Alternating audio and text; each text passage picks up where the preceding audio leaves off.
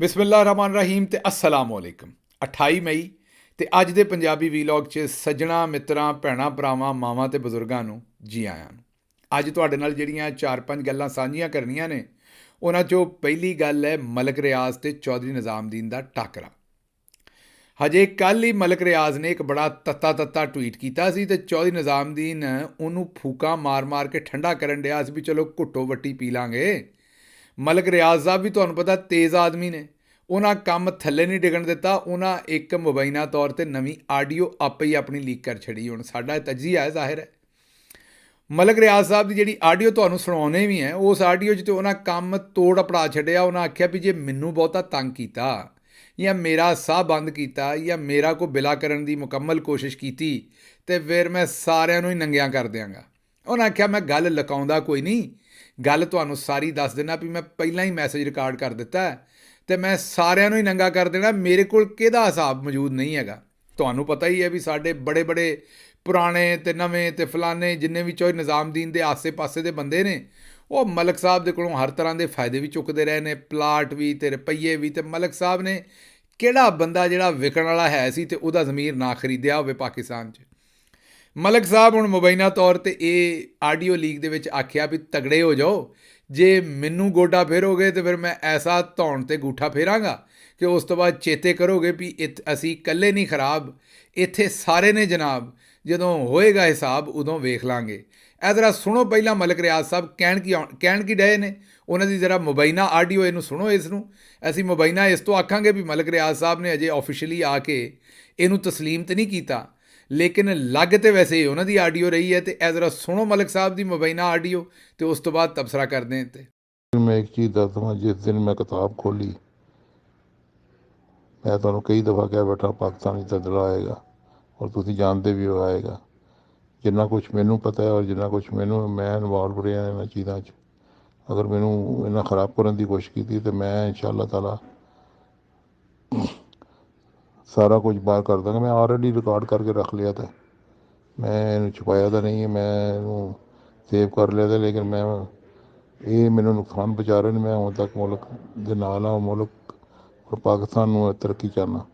ਅਗਰ ਨਾ ਮੈਨੂੰ ਕੁਝ ਆਪਣੀ ਜ਼ਿੰਦਗੀ ਖ਼ਤਮ ਕਰਨੀ ਪਈ ਤਾਂ ਮੈਂ ਪਹਿਲੇ ਅਨਾਊਂਸ ਕਰਾਂਗਾ ਇਨਸ਼ਾ ਅੱਲਾਹ ਤਾਲਾ ਈਚ ਐਂਡ ਐਵਰੀਥਿੰਗ, ਫਿਰ ਅੱਲਾਹ ਜਾਣੇ ਤੇ ਇਹ ਜਾਣਨ। ਸੁਣ ਲਿਆ ਜੇ, ਮਲਕ ਸਾਹਿਬ ਕੋਈ ਕਸਰ ਰਹਿਣ ਤੇ ਦਿੱਤੀ ਨਹੀਂ। ਉਹਨਾਂ ਆਖਿਆ ਵੀ ਜੇ ਮੇਰੇ ਨਾਲ ਕਰੋਗੇ ਤਾਂ ਫਿਰ ਮੈਂ ਤੁਹਾਡੇ ਨਾਲ ਵੀ ਇਹੀ ਕਰਾਂਗਾ। ਬਹਰਹਾਲ ਉਹਨਾਂ ਦਾ ਜਿਹੜਾ ਟਵੀਟ ਸੀ ਉਹਦੇ ਵਿੱਚ ਵੀ ਉਹਨਾਂ ਇੱਕ ਦਿਨ ਪਹਿਲਾਂ ਇਹੀ ਆਖਿਆ ਸੀ ਵੀ ਮੇਰੇ 'ਤੇ ਪ੍ਰੈਸ਼ਰ ਪਾਇਆ ਜਾ ਰਿਹਾ ਕਿ ਮੈਂ ਇਮਰਾਨ ਖਾਨ ਦੇ ਖਿਲਾਫ ਗਵਾਹੀ ਦੇ ਦਿਆਂ। ਉਹਨਾਂ ਆਖਿਆ ਮੈਂ ਇੱਕ ਕਾਰੋਬਾਰੀ ਆਦਮੀ ਹਾਂ, ਮੈਂ ਸਾਰੀ ਉਮਰ ਉਹ ਕੀਤਾ ਜੋ ਮੈਨੂੰ ਠੀਕ ਲੱਗਾ ਅਤੇ ਓਵਰ ਮਾਈ ਡੈਡ ਬੋਡੀ। ਉਹਨਾਂ ਆਖਿਆ ਮੈਨੂੰ ਭਾਵੇਂ ਮਾਰ ਦਿਓ, ਮੈਂ ਕਿਸੇ ਸੂਰਤ ਇਮਰਾਨ ਖਾਨ ਦੇ ਖਿਲਾਫ ਗਵਾਹੀ ਨਹੀਂ ਦੇਣੀ।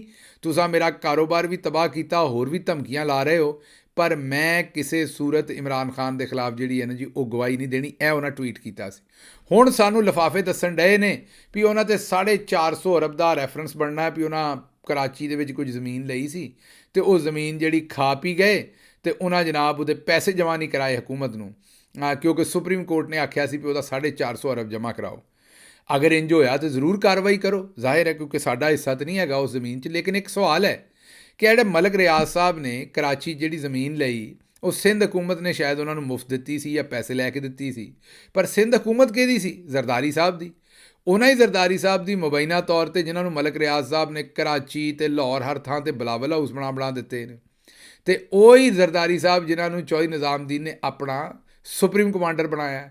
ਹੁਣ ਇਹ ਤਾਂ ਨਹੀਂ ਹੋ ਸਕਦਾ ਵੀ ਇੱਕੋ ਪਲੇਟ 'ਚੋਂ ਇੱਕ ਪਾਸਿਓਂ ਕੋਈ ਬੱਕਰਾ ਜਿਹੜਾ ਉਹ ਛੋਲੇ ਖਾਵੇ ਅਤੇ ਦੂਸਰਾ ਬੱਕਰਾ ਵੀ ਛੋਲੇ ਖਾਵੇ। ਇੱਕ ਨੂੰ ਫੜ ਕੇ ਟੰਗ ਦਿਓ ਅਤੇ ਦੂਸਰੇ ਨੂੰ ਆਖੋ ਇਹਨੇ ਠੀਕ ਕੀਤਾ। ਜਾਂ ਤਾਂ ਆਪਣੇ ਸੁਪਰੀਮ ਕਮਾਂਡਰ ਨੂੰ ਵੀ ਮਲਕ ਰਿਆਜ਼ ਸਾਹਿਬ ਦੇ ਨਾਲ ਹੀ ਰੈਫਰੈਂਸ ਪਾਉਣਾ ਪੈਣਾ, ਨਹੀਂ ਤਾਂ ਮਲਕ ਰਿਆਜ਼ ਸਾਹਿਬ ਦਾ ਰੈਫਰੈਂਸ ਵੀ ਗਾਹ ਨਹੀਂ ਚੱਲਣਾ। ਅਤੇ ਮਲਕ ਸਾਹਿਬ ਸਿਆਣੇ ਨੇ, ਉਹਨਾਂ ਨੂੰ ਪਤਾ ਤੁਸੀਂ ਉਹਨਾਂ ਦਾ ਕੁਝ ਨਹੀਂ ਕਰ ਸਕਦੇ, ਇਸ ਲਈ ਉਹਨਾਂ ਹੁਣ ਆਡੀਓ ਮੈਸੇਜ 'ਚ ਵੀ ਤੁਹਾਡੀ ਤਬੀਅਤ ਸੈੱਟ ਕੀਤੀ ਹੈ ਅਤੇ ਟਵੀਟ 'ਚ ਵੀ ਸੈੱਟ ਕੀਤੀ ਹੈ, ਕਿਉਂਕਿ ਉਹ ਜਾਣਦੇ ਨੇ ਵੀ ਤੁਹਾਡੇ ਪੱਲੇ ਗੱਲ ਕੋਈ ਨਹੀਂ, ਤੁਸੀਂ ਇਹ ਕੋਈ ਕੰਮ ਕਰ ਨਹੀਂ ਸਕਣਾ। ਅੱਛਾ ਜੀ, ਦੂਜੀ ਖਬਰ ਜਿਹੜੀ ਤੁਹਾਡੇ ਸਾਹਮਣੇ ਰੱਖਣੀ ਹੈ ਨਾ, ਉਹ ਬੜੀ ਤੱਤੀ ਖਬਰ ਹੈ ਅੱਜ ਦੀ। ਇਮਰਾਨ ਖਾਨ ਸਾਹਿਬ ਨੇ ਇੱਕ ਟਵੀਟ ਕਰ ਦਿੱਤਾ ਕਿ ਮੈਂ ਚਾਹੁੰਦਾ ਕਿ ਮੇਰੀ ਪੂਰੀ ਕੌਮ ਜਿਹੜੀ ਹੈ ਨਾ ਉਹ ਹਮੂਦੁਰ ਰਹਿਮਾਨ ਕਮਿਸ਼ਨ ਰਿਪੋਰਟ ਪੜ੍ਹੇ। ਇਹ ਹਮੂਦੁਰ ਰਹਿਮਾਨ ਕਮਿਸ਼ਨ ਹੈ ਕੀ ਹੈ ਅਤੇ ਇਹਦੀ ਰਿਪੋਰਟ ਕੀ ਹੈ, ਪਹਿਲਾਂ ਤਾਂ ਤੁਹਾਨੂੰ ਇਹ ਦੱਸ ਦਈਏ। ਹਮੂਦੁਰ ਰਹਿਮਾਨ ਸਾਹਿਬ ਜਿਹੜੇ ਸਨ ਨਾ, ਉਹ ਪਾਕਿਸਤਾਨ ਦੇ ਇੱਕ ਚੀਫ ਜਸਟਿਸ ਸਨ, ਜਿਸ ਵੇਲੇ 1971 ਦੇ ਵਿੱਚ ਮੁਲਕ ਦੋ ਟੋਟੇ ਹੋ ਗਿਆ, ਉਹ ਹੀ ਮੁਲਕ ਜਿਹਦੇ ਬਾਰੇ ਸਾਨੂੰ ਬਾਰ-ਬਾਰ ਦੱਸਿਆ ਜਾਂਦਾ ਹੈ ਵੀ ਇਹ 27 ਰਮਜ਼ਾਨੁਲ ਮੁਬਾਰਕ ਨੂੰ ਬਣਿਆ ਸੀ, ਜਿਹੜੀ ਕਿ ਸੱਚੀ ਗੱਲ ਹੈ। ਔਰ ਦੱਸਿਆ ਜਾਂਦਾ ਵੀ ਇਹ ਮੁਲਕ ਅਜ਼ਲ ਤੱਕ ਰਹਿਣ ਵਾਸਤੇ ਬਣਿਆ ਸੀ, ਇਹਨੂੰ ਕੁਛ ਨਹੀਂ ਹੋ ਸਕਦਾ। ਇੱਥੇ ਤੱਕ ਇਹ ਗੱਲ ਜਿਹੜੀ ਇਹ ਸੱਚੀ ਹੁਣ ਪੂਰੀ ਨਹੀਂ। ਬਾਬੇ ਕਾਇਦੇ ਆਜ਼ਮ ਨੇ ਤੇ ਉਸ ਵੇਲੇ ਦੇ ਸਾਰੇ ਲੋਕਾਂ ਨੇ ਕੁਰਬਾਨੀਆਂ ਦੇ ਕੇ ਜਿਹੜਾ ਮੁਲਕ ਬਣਾਇਆ ਸੀ, ਇਹ ਵਾਕਈ 27 ਰਮਜ਼ਾਨ ਨੂੰ ਬਣਾਇਆ ਸੀ ਤੇ ਇਹਨੂੰ ਰਹਿੰਦੀ ਦੁਨੀਆ ਤੱਕ ਰਹਿਣਾ ਚਾਹੀਦਾ ਸੀ। ਪਰ ਸਾਡੀਆਂ ਕਰਤੂਤਾਂ ਦੀ ਵਜ੍ਹਾ ਤੋਂ 1971 16 ਦਸੰਬਰ 1971 ਨੂੰ ਇਹ 27 ਰਮਜ਼ਾਨੁਲ ਮੁਬਾਰਕ ਨੂੰ ਬਣਨ ਵਾਲਾ ਪਾਕਿਸਤਾਨ ਜਿਹੜਾ ਸੀ ਉਹ ਦੋ ਟੋਟੇ ਹੋ ਗਿਆ ਸੀ ਤੇ ਹੁਣ ਅੱਧਾ ਰਹਿ ਗਿਆ ਸਾਡੇ ਕੋਲ। ਹੁਣ ਅਸੀਂ ਇਹ ਤਾਂ ਕਹਿ ਸਕਦੇ ਹਾਂ ਵੀ ਇਹ 27 ਰਮਜ਼ਾਨ ਨੂੰ ਬਣਿਆ ਸੀ ਤੇ ਜਿਹੜਾ ਅੱਧਾ ਅਸੀਂ ਗਵਾਤਾ, ਜਿਹੜਾ ਅੱਧਾ ਰਹਿ ਗਿਆ ਉਹ ਰਹਿੰਦੀ ਦੁਨੀਆ ਤੱਕ ਸਾਡੇ ਨਾਲ ਰਹੇਗਾ ਇਨਸ਼ਾਅੱਲਾ। ਪਰ ਇਹ ਨਹੀਂ ਕਹਿ ਸਕਦੇ ਵੀ ਇਹ ਟੁੱਟਣ ਵਾਸਤੇ ਨਹੀਂ ਤੇ ਇਹ ਰਹਿਣ ਵਾਸਤੇ ਬਣਿਆ, ਕਿਉਂਕਿ ਤੋੜ ਤੇ ਅਸੀਂ ਛੱਡਿਆ, ਅੱਧਾ ਗਵਾ ਵੀ ਛੱਡਿਆ। ਲੇਕਿਨ ਪਾਕਿਸਤਾਨ ਦੇ ਵਿੱਚ ਸਾਨੂੰ ਮਤਾਲਿਆ ਪਾਕਿਸਤਾਨ ਘੱਟ ਤੇ ਮਗਾਲਤਾ ਪਾਕਿਸਤਾਨ ਬਹੁਤਾ ਪੜ੍ਹਾਇਆ ਹੈ। ਸੱਚੀ ਗੱਲ ਮਤਾਲਿਆ ਪਾਕਿਸਤਾਨ 'ਚ ਇਹੀ ਪੜ੍ਹਾਈ ਕਿ ਨਸ਼ੇਬੀ ਇਲਾਕਿਆਂ 'ਚ ਘੱਟ ਬਾਰਿਸ਼ ਹੁੰਦੀ ਹੈ ਤੇ ਪਹਾੜੀ ਇਲਾਕਿਆਂ 'ਚ ਬਹੁਤੀ ਬਾਰਿਸ਼ ਹੁੰਦੀ, ਇਹ ਇੱਕ ਸੱਚੀ ਗੱਲ ਸੀ। ਬਾਕੀ ਝੂਠੋ ਝੂਠ 44 ਪੜ੍ਹਾਇਆ, ਹਰ ਉਹ ਗੱਲ ਸਾਨੂੰ ਦੱਸ ਛੜੀ ਜਿਹਦਾ ਹਕੀਕਤ ਨਾਲ ਕੋਈ ਲੈਣ ਦੇਣ ਹੀ ਨਹੀਂ ਸੀ। ਬਹਰਹਾਲ ਵਾਪਸ ਆਉਨੇ ਆ 1971 'ਚ ਜਿਸ ਵੇਲੇ ਮੁਲਕ ਦੋ ਟੋਟੇ ਹੋਇਆ ਤੇ ਜੁਲਾਈ 1972 ਦੇ ਵਿੱਚ ਹਕੂਮਤ ਪਾਕਿਸਤਾਨ ਨੇ ਇੱਕ ਕਮਿਸ਼ਨ ਬਣਾਇਆ ਕਿ ਜੀ ਲੱਭੋ ਕਿਹਨਾਂ ਨੇ ਮੁਲਕ ਤੋੜਿਆ ਤੇ ਉਹਨਾਂ ਨੂੰ ਸਜ਼ਾਵਾਂ ਦਿਓ ਤੇ ਉਹਨਾਂ ਨੂੰ ਮੁਜਰਮ ਬਣਾਓ। ਤੇ ਜਿਹੜੇ ਉਸ ਵੇਲੇ ਦੇ ਚੀਫ ਜਸਟਿਸ ਹਮੂਦੁਰ ਰਹਿਮਾਨ ਸਾਹਿਬ ਸਨ, ਉਹਨਾਂ ਦੇ ਅੰਡਰ ਇੱਕ ਕਮਿਸ਼ਨ ਬਣਿਆ। ਉਹਨਾਂ ਇਨਵੈਸਟੀਗੇਟ ਕਰਕੇ ਦੱਸਿਆ ਵੀ ਜਿਹੜੀ ਉਸ ਵੇਲੇ ਦੀ ਸਾਡੀ ਫੌਜੀ ਲੀਡਰਸ਼ਿਪ ਸੀ, ਉਹਨਾਂ ਦਾ ਇਖਲਾਕੀ ਦਿਵਾਲੀਆਪਨ ਤੇ ਬੁਜ਼ਦਿਲੀ ਤੇ ਕਰਪਸ਼ਨ ਉਹਨਾਂ ਦੀ ਜਿਹੜੀ ਸੀ, ਉਹਦੀ ਵਜ੍ਹਾ ਤੋਂ ਪਾਕਿਸਤਾਨ ਦੋ ਟੋਟੇ ਹੋਇਆ। ਉਹ ਜ਼ਿੰਮੇਦਾਰ ਨੇ ਇਹਦੇ। ਬੜਾ ਕੁਛ ਉਹਨਾਂ ਦੱਸਿਆ ਵੀ ਕਿਵੇਂ ਜਿਹੜੇ ਜਨਰਲ ਨਿਆਜ਼ੀ ਸਾਹਿਬ ਸਨ ਉਹ ਵੀ ਬੁਜ਼ਦਿਲ ਸਨ, ਇੱਕ ਹੋਰ ਮੇਜਰ ਜਨਰਲ ਸਾਹਿਬ ਸਨ, ਉਹਨਾਂ ਵੀ ਬਾਰ-ਬਾਰ ਹਥਿਆਰ ਸੁੱਟਣ ਦੀ ਗੱਲ ਕੀਤੀ। ਨਾਲ ਉਹਨਾਂ ਇਹ ਵੀ ਦੱਸਿਆ ਕਿ ਜਿਹੜੇ ਨਿਆਜ਼ੀ ਸਾਹਿਬ ਸਨ ਉਹ ਪਾਨ ਦੇ ਪੱਤਿਆਂ ਦੀ ਸਮਗਲਿੰਗ ਵੀ ਕਰਦੇ ਸਨ ਤੇ ਉਹਨਾਂ ਦੇ ਬਾਜ਼ਾਰੀ ਜਿਹੜੀਆਂ ਤਵਾਇਫਾਂ ਵਗੈਰਾ ਸਨ ਉਹਨਾਂ ਨਾਲ ਜਿਨਸੀ ਤਾਲੁਕਾਤ ਵੀ ਸਨ। ਫਿਰ ਉਹਨਾਂ ਕੋਲੋਂ ਟਾਊਟਗੀਰੀ ਵੀ ਕਰਵਾਉਂਦੇ ਸਨ ਉਹਨਾਂ ਹੀ ਜ਼ਨਾਨੀਆਂ ਦੇ ਕੋਲੋਂ, ਤੇ ਉਸ ਤੋਂ ਬਾਅਦ ਉਹ ਜ਼ਨਾਨੀਆਂ ਦੀ ਇੱਜ਼ਤ ਲੁੱਟਣਾ ਤੇ ਇਹੋ ਜਿਹੇ ਸਾਰੇ ਕੰਮਾਂ ਦੇ ਵਿੱਚ ਉਹ ਭਰਪੂਰ ਤਰੀਕੇ ਨਾਲ ਇਨਵੋਲਵ ਸਨ। ਤੇ ਹੋਰ ਵੀ ਬੜੇ ਸਾਰੇ ਇੱਕ ਹੋਰ ਮੇਜਰ ਜਨਰਲ ਸਾਹਿਬ ਸਨ ਜਿਨ੍ਹਾਂ ਦੇ ਬਾਰੇ ਉਸ ਰਿਪੋਰਟ 'ਚ ਲਿਖਿਆ ਕਿ ਉਹਨਾਂ ਕਰੋੜਾਂ ਰੁਪਈਆ ਲੁੱਟ ਕੇ ਮਸ਼ਰਕੀ ਪਾਕਿਸਤਾਨ ਦੇ ਬੈਂਕਾਂ 'ਚੋਂ ਮਗਰਬੀ ਪਾਕਿਸਤਾਨ 'ਚ ਪਾਇਆ। ਫਿਰ ਉਹਨਾਂ ਇਹ ਵੀ ਆਖਿਆ ਵੀ ਉੱਥੇ ਜਿਹੜੀ 25 ਤਾਰੀਖ ਨੂੰ, ਸਿਰਫ ਤੁਹਾਨੂੰ ਥੋੜ੍ਹਾ ਜਿਹਾ ਦੱਸਦੇ ਹਾਂ ਕਿ 7 ਦਸੰਬਰ 1970 ਨੂੰ ਪਹਿਲਾ ਇਲੈਕਸ਼ਨ ਹੋਇਆ ਸੀ ਪਾਕਿਸਤਾਨ ਦਾ, ਪਹਿਲਾ ਜਨਰਲ ਇਲੈਕਸ਼ਨ ਹੁੰਦਾ ਜਿਹਦੇ 'ਚ ਆਵਾਮ ਡਾਇਰੈਕਟ ਵੋਟ ਪਾ ਕੇ ਆਪਣੇ ਨੁਮਾਇੰਦਿਆਂ ਨੂੰ ਚੁਣਦੀ ਹੈ। ਜਦੋਂ 1947 'ਚ ਪਾਕਿਸਤਾਨ ਆਜ਼ਾਦ ਹੋਇਆ ਸੀ ਨਾ, ਤੇ ਪਹਿਲੇ 4 ਸਾਲਾਂ ਦੇ ਵਿੱਚ ਹਿੰਦੁਸਤਾਨ ਤੇ ਪਾਕਿਸਤਾਨ ਆਜ਼ਾਦ ਹੋਏ ਸਨ। ਪਹਿਲੇ 4 ਸਾਲਾਂ ਦੇ ਅੰਦਰ ਹਿੰਦੁਸਤਾਨ ਨੇ ਆਪਣਾ ਆਇਨ ਵੀ ਬਣਾ ਲਿਆ ਸੀ, ਕੌਨਸਟੀਟਿਊਸ਼ਨ ਵੀ, ਤੇ ਆਪਣਾ ਪਹਿਲਾ ਜਨਰਲ ਇਲੈਕਸ਼ਨ ਵੀ ਕਰਾ ਲਿਆ ਸੀ ਤੇ ਜਮਹੂਰੀਅਤ ਨੂੰ ਪਟੜੀ ਤੇ ਪਾ ਕੇ ਤੇ ਭੱਜਣ ਲੱਗ ਪਏ ਸਨ। ਸਾਡਾ ਕੰਮ ਦੂਸਰਾ ਹੋਇਆ। ਅਸੀਂ 1956 ਦੇ ਵਿੱਚ ਚੌਧਰੀ ਨਿਜ਼ਾਮਦੀਨ ਉਸ ਵੇਲੇ ਦੇ ਨਾਲ ਰਲ ਰੁਲ ਕੇ ਆਪਣੇ ਅਯੂਬ ਖਾਨ ਸਾਹਿਬ ਦੇ ਨਾਲ ਆਇਨ ਬਣਾਇਆ ਤੇ ਉਹਨਾਂ ਆਇਨ ਨੂੰ ਮੁਅੱਤਲ ਕੀਤਾ ਤੇ 58 'ਚ ਉਹਨਾਂ ਮਾਰਸ਼ਲ ਆਰਟ ਠੋਕ ਦਿੱਤਾ। ਅਸੀਂ ਪਹਿਲਾ ਇਲੈਕਸ਼ਨ ਜਿਹੜਾ ਉਹ ਅੱਲਾ ਦੇ ਹੁਕਮ ਨਾਲ ਕਰਵਾਇਆ 23 ਸਾਲ ਬਾਅਦ। ਹਿੰਦੁਸਤਾਨ ਨੇ 4 ਸਾਲ ਬਾਅਦ, ਅਸੀਂ 23 ਸਾਲ ਬਾਅਦ 1970 ਦੀ 7 ਦਸੰਬਰ ਨੂੰ ਪਹਿਲਾ ਇਲੈਕਸ਼ਨ ਕਰਾਇਆ। ਔਰ ਕਿਆ ਖੂਬ ਇਲੈਕਸ਼ਨ ਕਰਾਇਆ ਕਿ ਉਸ ਇਲੈਕਸ਼ਨ ਦੇ ਵਿੱਚ ਜਿੱਤ ਗਏ ਜਨਾਬ ਮੁਜੀਬੁਰ ਰਹਿਮਾਨ, ਜਿਹੜੇ ਸ਼ੇਖ ਮੁਜੀਬੁਰ ਰਹਿਮਾਨ ਸਾਹਿਬ ਸਨ ਉਹ ਜਿੱਤ ਗਏ। ਸ਼ੇਖ ਮੁਜੀਬੁਰ ਰਹਿਮਾਨ ਸਾਹਿਬ ਲਈਆਂ 162 ਸੀਟਾਂ ਤੇ ਭੁੱਟੋ ਸਾਹਿਬ ਨੂੰ ਮਿਲੀਆਂ 81 ਸੀਟਾਂ। ਉਸ ਵੇਲੇ ਭੁੱਟੋ ਸਾਹਿਬ ਦਾ ਉਹੀ ਹਾਲ ਸੀ ਜਿਹੜਾ ਇਸ ਵੇਲੇ ਨਵਾਜ਼ ਸ਼ਰੀਫ ਦਾ ਹੈ। ਭੁੱਟੋ ਸਾਹਿਬ ਚੌਧਰੀ ਨਿਜ਼ਾਮਦੀਨ ਦੇ ਨੁਮਾਇੰਦੇ ਸਨ ਜਿਵੇਂ ਇਸ ਵੇਲੇ ਨਵਾਜ਼ ਸ਼ਰੀਫ ਨੇ, ਤੇ ਸ਼ੇਖ ਮੁਜੀਬੁਰ ਰਹਿਮਾਨ ਨੇ 162 ਸੀਟਾਂ ਜਿੱਤੀਆਂ ਸੀ। ਉਸ ਵੇਲੇ ਦਾ ਜਿਹੜਾ ਚੌਧਰੀ ਨਿਜ਼ਾਮਦੀਨ ਸੀ, ਯਾਹਿਆ ਖਾਨ, ਉਹਨੇ ਕਿਹਾ ਵੀ ਮੈਂ ਸ਼ੇਖ ਮੁਜੀਬ ਨੂੰ ਤੇ ਹਕੂਮਤ ਨਹੀਂ ਦੇਣੀ। ਉਹਨਾਂ ਜਨਾਬੇ ਵਾਲਾ ਉਹਦੇ 'ਤੇ ਸਖਤੀਆਂ ਕੀਤੀਆਂ, ਅਸੈਂਬਲੀ ਦਾ ਇਜਲਾਸ ਨਾ ਬੁਲਾਇਆ। 7 ਦਸੰਬਰ ਦਾ ਜਿੱਤਿਆ ਹੋਇਆ ਇਲੈਕਸ਼ਨ 3 ਮਾਰਚ ਨੂੰ ਜਾ ਕੇ ਇਜਲਾਸ ਬੁਲਾਇਆ, ਫਿਰ ਉਹ ਵੀ ਕੈਂਸਲ ਕਰਤਾ। 7 ਮਾਰਚ ਨੂੰ ਕਰ ਦਿੱਤਾ, ਫਿਰ ਉਹ ਵੀ ਕੈਂਸਲ ਕਰ ਦਿੱਤਾ। ਜਿਸ ਵੇਲੇ ਚੌਧਰੀ ਨਿਜ਼ਾਮਦੀਨ ਨੇ ਬਾਰ-ਬਾਰ ਮਨਾਉਣ ਦੀ ਕੋਸ਼ਿਸ਼ ਦੇ ਬਾਵਜੂਦ ਸ਼ੇਖ ਮੁਜੀਬੁਰ ਰਹਿਮਾਨ ਨਾ ਮੰਨਿਆ ਤੇ 25 ਤਾਰੀਖ ਨੂੰ ਉੱਥੇ ਆਪਰੇਸ਼ਨ ਸ਼ੁਰੂ ਕਰ ਦਿੱਤਾ। ਆਪਰੇਸ਼ਨ ਸਰਚ ਲਾਈਟ ਉਹਦਾ ਨਾਂ ਰੱਖਿਆ। ਤੇ ਹੁਣ ਜਿਹੜੀ ਹਮੂਦੁਰ ਰਹਿਮਾਨ ਕਮਿਸ਼ਨ, ਜਿਹੜੀ ਮੈਂ ਤੁਹਾਨੂੰ ਦੱਸਿਆ ਵੀ ਉਦੋਂ ਹਕੂਮਤ ਪਾਕਿਸਤਾਨ ਨੇ ਬਣਾਈ ਸੀ, ਉਹ ਕਮਿਸ਼ਨ ਦੀ ਰਿਪੋਰਟ ਆਉਂਦੀ ਹੈ ਵੀ ਉਸ ਰਾਤ 25 ਔਰ 26 ਦੀ ਰਾਤ ਔਰਤਾਂ ਦੀਆਂ ਇੱਜ਼ਤਾਂ ਲੁੱਟੀਆਂ ਗਈਆਂ, ਬੰਦਿਆਂ ਨੂੰ ਕਤਲ ਕੀਤਾ ਗਿਆ, ਯੂਨੀਵਰਸਿਟੀ ਦੇ ਸਟੂਡੈਂਟ ਮਾਰ ਦਿੱਤੇ ਗਏ, ਕਾਰੋਬਾਰੀ ਲੋਕ ਮਾਰ ਦਿੱਤੇ ਗਏ, ਬਿਜ਼ਨਸਮੈਨ ਮਾਰ ਦਿੱਤੇ ਗਏ। ਮਤਲਬ ਕਿ ਤਬਾਹੀ ਕੱਢ ਕੇ ਰੱਖ ਦਿੱਤੀ ਸਾਡੇ ਬੰਦਿਆਂ ਨੇ ਉੱਥੇ। ਔਰ ਉਹਦੇ ਬਾਰੇ ਹੋਰ ਵੀ ਬੜੀਆਂ ਇਹੋ ਜਿਹੀਆਂ ਸਟੋਰੀਆਂ ਨੇ ਬੜੀਆਂ ਸਾਰੀਆਂ ਕਿ ਜਿਹੜੀਆਂ ਮੈਂ ਹਜੇ ਵੀ ਗੱਲ ਨਹੀਂ ਕਰ ਸਕਦਾ ਵੀ ਆਪਣੇ ਢਿੱਡ ਤੋਂ ਕੱਪੜਾ ਚੁੱਕਣ ਨਾਲ ਬੰਦਾ ਆਪੇ ਹੀ ਨੰਗਾ ਹੁੰਦਾ ਨਾ। ਉਹ ਗੱਲਾਂ ਏਡੀਆਂ ਭੈੜੀਆਂ ਨੇ ਵੀ ਹਜੇ ਵੀ ਕਰਦੇ ਅਸੀਂ ਚੰਗੇ ਨਹੀਂ ਲੱਗਦੇ ਜੋ ਕੁਝ ਉਸ ਰਿਪੋਰਟ 'ਚ ਲਿਖਿਆ ਹੈ। ਬਹਰਹਾਲ ਉਹ ਰਿਪੋਰਟ ਅਸਾਂ ਦੱਬ ਲਈ, ਜਿਵੇਂ ਹਰ ਸ਼ੈ ਅਸਾਂ ਦੱਬ ਲਈ ਦੀ, ਕੋਈ ਸੱਚ ਅਸਾਂ ਆਪਣੀ ਆਵਾਮ ਦੇ ਸਾਹਮਣੇ ਨਹੀਂ ਆਉਣ ਦੇਣਾ ਚਾਹੁੰਦੇ। ਹਮੂਦੁਰ ਰਹਿਮਾਨ ਕਮਿਸ਼ਨ ਰਿਪੋਰਟ ਜਿਹੜੀ ਸੀ ਉਹ ਵੀ ਅਸਾਂ ਦੱਬ ਲਈ। ਹਾਲਾਂਕਿ ਉਸ ਰਿਪੋਰਟ ਦੇ ਵਿੱਚ ਉਹਨਾਂ ਆਖਿਆ ਕਿ ਮੇਜਰ ਜਨਰਲ ਗੁਲ ਹਸਨ ਜਿਹੜਾ ਸੀ ਉਹ ਵੀ ਜ਼ਿੰਮੇਦਾਰ ਸੀ ਇਹ ਸਾਰੇ ਕੰਮ ਦਾ, ਤੇ ਭੁੱਟੋ ਸਾਹਿਬ ਨੇ ਬਾਅਦ 'ਚ ਉਹਨੂੰ ਸਫੀਰ ਬਣਾ ਦਿੱਤਾ। ਇਸੇ ਤਰੀਕੇ ਨਾਲ ਯਾਹਿਆ ਖਾਨ ਸਾਹਿਬ ਨੂੰ ਉਹਦਾ ਜ਼ਿੰਮੇਦਾਰ ਕਰਾਰ ਦਿੱਤਾ ਗਿਆ, ਤੇ ਭੁੱਟੋ ਸਾਹਿਬ ਨੇ ਨਾ ਸਿਰਫ ਭੁੱਟੋ ਸਾਹਿਬ ਨੇ ਕੀ ਕਰਨਾ ਸੀ, ਖੈਰ ਬਾਅਦ 'ਚ ਜ਼ਿਆਉਲ ਹਕ ਸਾਹਿਬ ਨੇ ਜਿਸ ਵੇਲੇ ਯਾਹਿਆ ਖਾਨ ਸਾਹਿਬ ਫੌਤ ਹੋਏ ਤੇ ਉਹਨਾਂ ਨੂੰ ਤੋਪਾਂ ਦੀ ਸਲਾਮੀ ਦੇ ਨਾਲ ਤੇ ਹਰ ਤਰੀਕੇ ਦੇ ਨਾਲ ਉਹਨਾਂ ਨੂੰ ਜਨਾਬੇ ਵਾਲਾ ਫੌਜੀ ਅਜ਼ਾਜ਼ ਦੇ ਨਾਲ ਦਫਨਾਇਆ ਗਿਆ ਜਿਸ ਬੰਦੇ ਮੁਲਕ ਤੋੜਿਆ ਸੀ।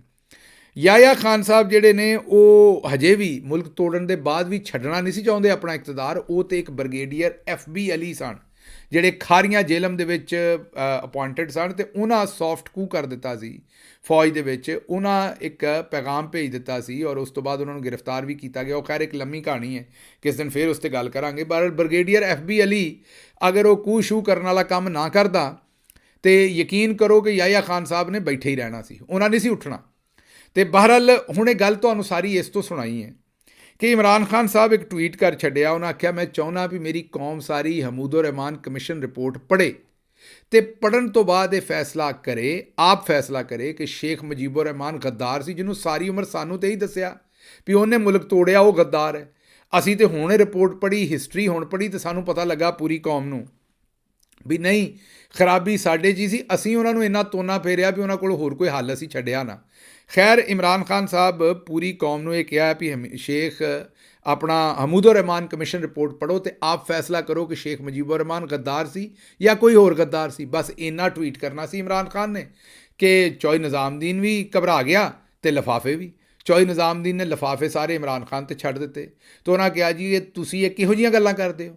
ਬੜੀ ਤਕਲੀਫ ਹੋਈ। ਇਸੇ ਦਿਨ ਅੱਜ ਤੋਂ 1 ਸਾਲ ਪਹਿਲਾਂ ਇਸੇ ਦਿਨ ਪਾਕਿਸਤਾਨ ਤਹਿਰੀਕ ਇਨਸਾਫ ਦੀ ਲੀਡਰਸ਼ਿਪ ਦੀਆਂ ਤਸਵੀਰਾਂ ਲਾਈਆਂ ਗਈਆਂ ਸਨ, ਵਾਲ ਆਫ ਸ਼ੇਮ ਬਣਾਈ ਗਈ ਸੀ ਕਿ ਇਹ ਗੱਦਾਰ ਨੇ ਮੁਲਕ ਦੇ। 2 ਸਾਲ ਪਹਿਲਾਂ ਮੇਰੇ ਤੇ ਅਰਸ਼ਦ ਸ਼ਰੀਫ ਤੇ ਗੱਦਾਰੀ ਔਰ ਬਗਾਵਤ ਦੇ ਕੇਸ ਕੀਤੇ ਗਏ। ਮਤਲਬ ਤੁਹਾਨੂੰ ਸਰਟੀਫਿਕੇਟ ਦਿੱਤਾ ਹੋਇਆ ਵੀ ਤੁਸੀਂ ਜਿਹਨੂੰ ਮਰਜ਼ੀ ਗੱਦਾਰੀ ਦੇ ਗਾਂ ਸਰਟੀਫਿਕੇਟ ਦਿਓ, ਹੋਰ ਕੋਈ ਤੁਹਾਡੇ ਕੋਲ ਸਵਾਲ ਨਾ ਪੁੱਛੇ। ਅਸੀਂ ਕੋਈ ਹਮੂਦੁਰ ਰਹਿਮਾਨ ਕਮਿਸ਼ਨ ਰਿਪੋਰਟ ਘਰੋਂ ਤਾਂ ਨਹੀਂ ਲਿਆਏ ਜਨਾਬ, ਇਹ ਚੀਫ ਜਸਟਿਸ ਉਸ ਵੇਲੇ ਦੇ ਨੇ ਲਿਖੀ ਸੀ।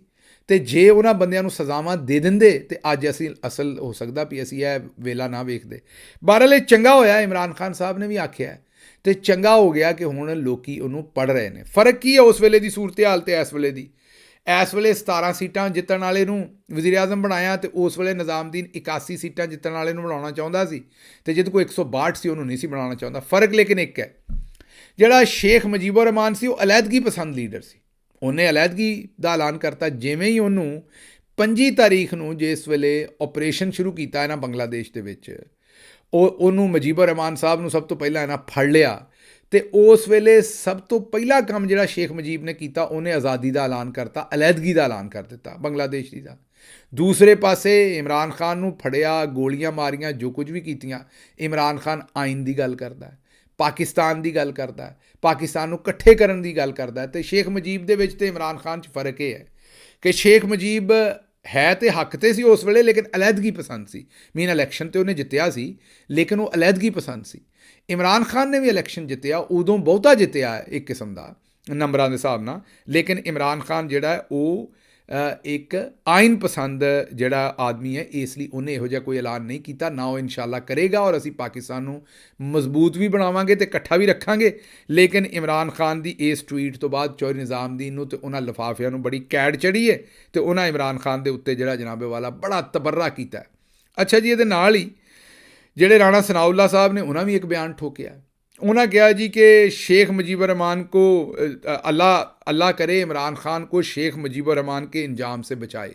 अल्लाह इमरान खान को शेख मुजीबुर रहमान के अंजाम से बचाए। ਇਹ ਹੁਣ ਵੇਖਣ ਨੂੰ ਤਾਂ ਤੁਹਾਨੂੰ ਇਹੀ ਲੱਗ ਰਿਹਾ ਵੀ ਉਹ ਦੁਆ ਦੇਣ ਡਏ ਨੇ, ਪਰ ਅਸਲ ਦੇ ਵਿੱਚ ਰਾਣਾ ਸਾਹਿਬ ਇਹ ਧਮਕੀ ਦੇਣ ਡਏ ਨੇ। ਉਹਨਾਂ ਨੇ ਇਮਰਾਨ ਖਾਨ ਦੇ ਟਵੀਟ ਤੋਂ ਬਾਅਦ ਇਹ ਧਮਕੀ ਦਿੱਤੀ। ਔਰ ਅੱਜ ਕੱਲ੍ਹ ਤੁਹਾਨੂੰ ਪਤਾ ਹੀ ਹੈ ਕਿ ਰਾਣਾ ਸਨਾਉल्ला ਸਾਹਿਬ ਕਿਹਦੇ ਅੱਜ ਕੱਲ੍ਹ ਟਾਊਟ ਬਣੇ ਨੇ, ਉਹ ਸਟੈਬਲਿਸ਼ਮੈਂਟ ਦੇ ਬਣੇ ਨੇ ਔਰ ਉਹਨਾਂ ਦੇ ਕਹਿਣ ਦੇ ਉੱਤੇ ਉਹ ਗੱਲਾਂ ਕਰਦੇ ਨੇ। ਤੇ ਰਾਣਾ ਸਾਹਿਬ ਨੇ ਪੈਗਾਮ ਇਹ ਦਿੱਤਾ ਹੈ ਕਿ ਜੀ ਹੁਣ ਅਗਰ ਇਮਰਾਨ ਖਾਨ ਨੇ ਮਜ਼ੀਦ ਪੈਗਾਮ ਦਿੱਤੇ ਤਾਂ ਫਿਰ ਸ਼ੇਖ ਮੁਜੀਬ ਵਾਲਾ ਉਹਨਾਂ ਦਾ ਅੰਜਾਮ ਹੋ ਸਕਦਾ। ਹੁਣ ਤੁਸੀਂ ਸੋਚਦੇ ਹੋਵੋਗੇ ਵੀ ਉਹ ਕਿਹੜਾ ਅੰਜਾਮ ਹੈ। ਤੁਹਾਡੇ 'ਚੋਂ ਕਈ ਸਾਰੇ ਲੋਕਾਂ ਨੂੰ ਸ਼ਾਇਦ ਇਹ ਨਾ ਪਤਾ ਹੋਵੇ ਕਿ 1971 ਦੇ ਵਿੱਚ ਬੰਗਲਾਦੇਸ਼ ਬਣ ਗਿਆ ਸੀ। 3.5 ਸਾਲ ਬਾਅਦ, ਜੀ ਹਾਂ, ਪੂਰੇ 3.5 ਸਾਲ ਬਾਅਦ ਬੰਗਲਾਦੇਸ਼ ਦੀ ਫੌਜ ਨੇ ਸ਼ੇਖ ਮੁਜੀਬੁਰ ਰਹਿਮਾਨ ਨੂੰ ਬਹੁਤ ਬੁਰੀ ਤਰ੍ਹਾਂ ਕਤਲ ਕਰ ਦਿੱਤਾ ਸੀ। ਜਦੋਂ ਮੈਂ ਬੁਰੀ ਤਰ੍ਹਾਂ ਆਖਦਾ ਤਾਂ ਉਹਦੀ ਗੱਲ ਇਹ ਹੈ ਕਿ ਉਹਨਾਂ ਦੇ ਖਾਨਦਾਨ ਦੇ ਕੋਈ 17 ਦੇ ਕਰੀਬ ਲੋਕ ਇੱਕੋ ਦਿਨ 'ਚ ਹੀ ਮਾਰ ਦਿੱਤੇ ਸਨ ਟਾਕੇ ਦੇ ਵਿੱਚ। ਇੱਥੋਂ ਤੱਕ ਕਿ ਉਹਨਾਂ ਦੇ 10 ਸਾਲ ਦੇ ਬੱਚੇ ਨੂੰ ਵੀ ਨਹੀਂ ਸੀ ਛੱਡਿਆ, ਉਹਨੂੰ ਵੀ ਕਤਲ ਕਰ ਦਿੱਤਾ ਸੀ। ਤੇ ਇਹ ਹੁਣ ਰਾਣਾ ਸਾਹਿਬ ਇਹ ਧਮਕੀ ਲਾ ਰਹੇ ਨੇ ਇਮਰਾਨ ਖਾਨ ਨੂੰ ਇਨਡਾਇਰੈਕਟਲੀ ਕਿ ਜੇ ਤੁਸੀਂ ਬਾਜ਼ ਨਾ ਆਏ ਬਿਆਨ ਦੇਣ ਤੋਂ, ਫਿਰ ਤੁਹਾਡਾ ਅੰਜਾਮ ਵੀ ਸ਼ੇਖ ਮੁਜੀਬ ਵਾਲਾ ਕਰ ਦੇਣਾ ਹੈ। ਤੇ ਇਹ ਧਮਕੀ ਜਿਹੜੀ ਇਹ ਤੁਹਾਨੂੰ ਪਤਾ ਹੈ ਕਿ ਰਾਣਾ ਸਾਹਿਬ ਆਪ ਨਹੀਂ ਲਾ ਰਹੇ, ਉਹਨਾਂ ਕੋਲੋਂ ਕੋਈ ਪਿੱਛੋਂ ਬਹਿ ਕੇ ਲਵਾ ਰਿਹਾ ਹੈ। ਤੇ ਉਹ ਇਮਰਾਨ ਖਾਨ ਨੂੰ ਪੈਗਾਮ ਦੇ ਰਹੇ ਨੇ ਕਿ ਭਾਈ ਜੀ ਕਿਤੇ ਤੁਹਾਡੇ ਨਾਲ ਵੀ ਉਹੀ ਨਾ ਕਰੀਏ ਜੋ ਸ਼ੇਖ ਮੁਜੀਬੁਰ ਰਹਿਮਾਨ ਦੇ ਨਾਲ ਕੀਤਾ ਸੀ ਉੱਥੋਂ ਦੀ ਫੌਜ ਨੇ। ਬਹਰਹਾਲ ਸ਼ੇਖ ਮੁਜੀਬੁਰ ਰਹਿਮਾਨ ਦਾ ਮੈਂ ਤੁਹਾਨੂੰ ਦੱਸਿਆ ਵੀ ਉਹਨੂੰ ਉੱਥੋਂ ਦੀ ਫੌਜ ਨੇ, ਉਹਨੂੰ, ਉਹਦੇ ਪੂਰੇ ਖਾਨਦਾਨ ਨੂੰ, ਛੋਟੇ ਬੱਚਿਆਂ ਤੋਂ ਲੈ ਕੇ ਉੱਤੇ ਤੱਕ ਕੋਈ ਬੰਦਾ ਉਹਦੇ ਖਾਨਦਾਨ ਦਾ ਨਹੀਂ ਸੀ ਛੱਡਿਆ। ਸਾਰਿਆਂ ਨੂੰ ਗੋਲੀਆਂ ਮਾਰ ਕੇ ਭੁੰਨ ਦਿੱਤਾ ਸੀ ਉਹਦੇ ਘਰ ਜਾ ਕੇ। ਸਿਰਫ ਉਹਦੀਆਂ 2 ਬੱਚੀਆਂ ਬਚੀਆਂ ਸਨ, ਜਿਨ੍ਹਾਂ 'ਚੋਂ ਇੱਕ ਬੇਟੀ ਉਹਨਾਂ ਦੀ ਅੱਜ ਕੱਲ੍ਹ ਵਜ਼ੀਰ ਆਜ਼ਮ ਹੈ ਬੰਗਲਾਦੇਸ਼ ਦੀ, ਉਹ ਉਸ ਵੇਲੇ ਜਰਮਨੀ ਦੇ ਵਿੱਚ ਪੜ੍ਹ ਰਹੀ ਸੀ। ਤੇ ਦੂਸਰੀ ਬੱਚੀ ਜਿਹੜੀ ਹੈ ਉਹ ਵੀ ਨਾਲ ਹੀ ਸੀ ਆਪਣੀ ਭੈਣ ਦੇ ਉੱਤੇ, ਤੇ ਉਹ ਬਚੀਆਂ ਸਨ। ਬਾਕੀ ਤਮਾਮ ਖਾਨਦਾਨ ਜਿਹੜਾ ਸ਼ੇਖ ਮੁਜੀਬੁਰ ਰਹਿਮਾਨ ਦਾ ਸੀ ਉਹਨੂੰ ਕਤਲ ਕਰ ਦਿੱਤਾ ਸੀ ਗੋਲੀਆਂ ਮਾਰ ਕੇ। ਤੇ ਇਹ ਹੁਣ ਜਨਾਬ ਰਾਣਾ ਸਨਾਉੱਲਾ ਜਿਹੜਾ ਉਹ ਉਹਨਾਂ ਨੂੰ ਧਮਕੀਆਂ ਦੇ ਰਿਹਾ। ਇਸ ਤੋਂ ਪਹਿਲੇ ਜਾਵੇਦ ਚੌਧਰੀ ਵੀ ਇਹ ਧਮਕੀ ਦੇ ਚੁੱਕਿਆ ਸੀ। ਅਸੀਂ ਇਹਦੇ ਉੱਤੇ ਇੱਕ ਤਫਸੀਲੀ ਵੀਲੌਗ ਕੀਤਾ ਸੀ ਜਿਹਦੇ 'ਚ ਤਫਸੀਲ ਨਾਲ ਦੱਸੀ ਸੀ ਗੱਲ ਕਿ ਸ਼ੇਖ ਮੁਜੀਬੁਰ ਰਹਿਮਾਨ ਨੂੰ ਕਿਸ ਤਰੀਕੇ ਨਾਲ ਕਤਲ ਕੀਤਾ ਗਿਆ ਸੀ ਔਰ ਕਿਉਂ ਕੀਤਾ ਗਿਆ ਸੀ ਔਰ ਕਤਲ ਤੋਂ ਬਾਅਦ ਕੀ ਕੁਝ ਹੋਇਆ ਸੀ। ਉਹਦਾ ਲਿੰਕ ਇਸ ਵੀਲੌਗ ਦੇ ਆਖਰ ਤੇ ਛੱਡਾਂਗੇ। ਉਰਦੂ ਵੀਲੌਗ ਸੀ ਉਹ, ਤੇ ਉਹ ਮੁਕੰਮਲ ਡਾਕੂਮੈਂਟਰੀ ਵੀਲੌਗ ਅਸੀਂ ਉਹਦੇ ਉੱਤੇ ਕੀਤਾ ਹੋਇਆ। ਅੱਛਾ ਜੀ, ਅਗਲੀ ਗੱਲ ਜਿਹੜੀ ਹੈ ਉਹ ਤੁਹਾਡੇ ਸਾਹਮਣੇ ਇਹ ਲਾਵਾਂਗੇ ਕਿ ਜਿਹੜੀ ਅਗਲੀ ਗੱਲ ਤੁਹਾਡੇ ਸਾਹਮਣੇ ਰੱਖਣੀ ਹੈ ਉਹ ਇਹ ਹੈ ਕਿ ਇਸਰਾਈਲ ਦੇ ਵਿੱਚ ਜਿਹੜਾ ਰਫਾ ਦਾ ਇੱਕ ਤੁਸੀਂ ਕਹਿ ਲਓ ਕਿ ਉੱਥੇ ਜਿਹੜੇ ਅਕਵਾਮ ਮੁਤੱਹਿਦਾ ਦੇ ਕੈਂਪ ਸਨ, ਅਕਵਾਮ ਮੁਤੱਹਿਦਾ ਨੇ ਉਹਨਾਂ ਨੂੰ ਜਿਹੜਾ ਉਹ ਸੇਫ ਕਰਾਰ ਦਿੱਤਾ ਸੀ ਔਰ ਉਹ ਉੱਥੇ ਬੰਬਾਰੀ ਨਹੀਂ ਸੀ ਕੀਤੀ ਜਾ ਸਕਦੀ। ਇਸਰਾਈਲ ਉੱਥੇ ਬੰਬਾਰੀ ਕੀਤੀ ਹੈ, 4 ਕੈਂਪਾਂ 'ਤੇ ਬੰਬਾਰੀ ਕੀਤੀ ਹੈ ਤੇ ਪਿਛਲੇ ਥੋੜ੍ਹੇ ਜਿਹੇ ਘੰਟਿਆਂ ਦੇ ਵਿੱਚ ਉੱਥੇ 250 ਤੋਂ 250 ਅਫਰਾਦ ਜਿਹੜੇ ਉਹਨਾਂ ਦੇ ਸ਼ਹੀਦ ਹੋਣ ਦੀ ਇਤਲਾਹ ਹੈ। ਬੜੀ ਅਫਸੋਸਨਾਕ ਗੱਲ ਹੈ ਅਕਵਾਮ ਮੁਤੱਹਿਦਾ ਦੇ ਐਲਾਨ ਕਰਨ ਦੇ ਬਾਵਜੂਦ ਕਿ ਇਹ ਜਿਹੜੇ ਕੈਂਪ ਨੇ ਮਹਿਫੂਜ਼ ਨੇ, ਇਹਨਾਂ ਦੇ ਉੱਤੇ ਹਮਲਾ ਨਹੀਂ ਕੀਤਾ ਜਾ ਸਕਦਾ, ਇਹ ਉੱਥੇ ਹਮਲਾ ਕੀਤਾ ਗਿਆ, ਬੰਬਾਰੀ ਕੀਤੀ ਗਈ ਹੈ।